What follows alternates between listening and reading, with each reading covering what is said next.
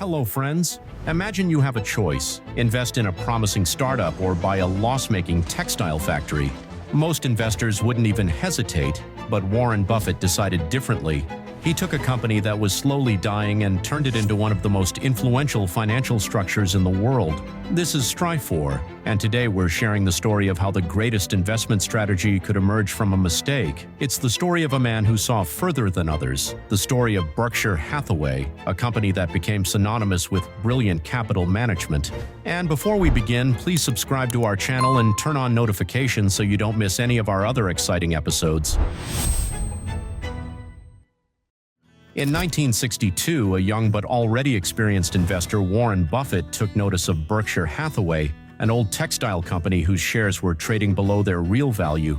Buffett, a firm believer in value investing, began buying up the company's shares, hoping for their price to rise. However, it turned out that Berkshire's owner, Sybert Stanton, was not eager to share profits with investors. What's more, he offered Buffett to buy his shares at an agreed price, but then lowered the amount at the last moment. It was a challenge, and Buffett accepted it. Instead of just selling the shares, he bought a controlling stake and fired Stanton.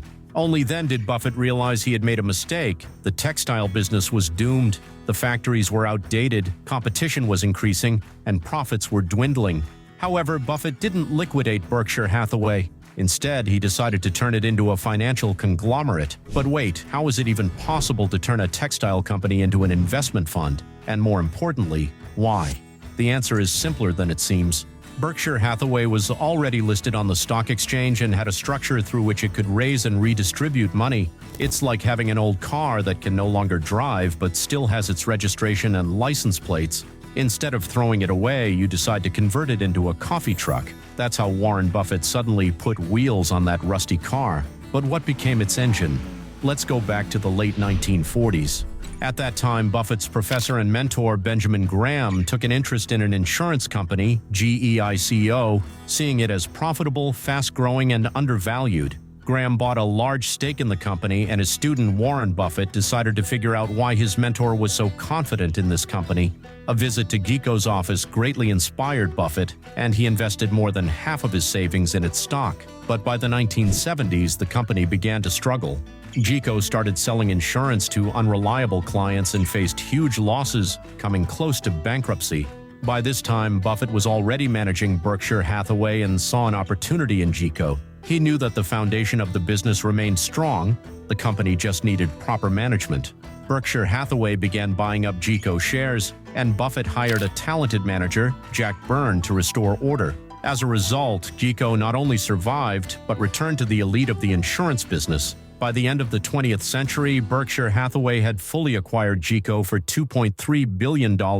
You may ask a logical question: why is GEICO considered the main foundation of Buffett's fund? After all, there were hundreds of other assets involved. The answer is simple: the insurance business generates money. When customers buy insurance, they pay premiums, but as long as there's no claim, the money stays with the company. This is the so-called float. GEICO collects billions of dollars and invests them, generating returns. Buffett realized that an insurance company is the perfect source of funding for new acquisitions. Today, GEICO is the second largest auto insurer in the U.S., generating billions of dollars annually for Berkshire Hathaway. The fund's entire insurance business now controls more than $160 billion.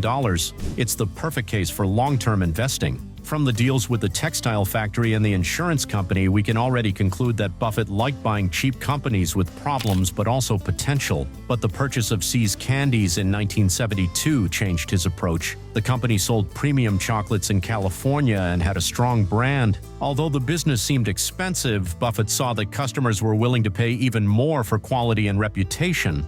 Since then, he stopped hunting for just cheap assets. He began looking for exceptional businesses. In the late 1980s, Warren Buffett made a decision that surprised many. Not only did he change his taste preferences, switching from Pepsi to Cherry Coke, but he also began to consider Coca-Cola as an investment. Berkshire Hathaway started buying Coca-Cola shares, investing about $1 billion over several years. This investment quickly became one of Buffett's most profitable. He saw in Coca-Cola not only a strong brand, but also a company with stable financials and a global presence. If you agree with Buffett, you can trade CFDs on Coca-Cola shares on competitive terms with Strifor broker. One of the largest investments of the 21st century took place in 2016. For decades, Warren Buffett had avoided investments in the technology sector. His philosophy was to invest in companies with understandable business models and predictable earnings. Technology companies, with their fast pace of change and fierce competition, did not fit these criteria. Moreover, there had been negative experiences with IBM. That's why the purchase of Apple shares by the fund came as a huge surprise. Buffett noted that Apple's products had become an integral part of people's lives, providing the company with stable cash flow and high profitability. At that time, Berkshire Hathaway acquired nearly 10 million Apple shares for about $1 billion. By 2023, the investment had grown to over $150 billion.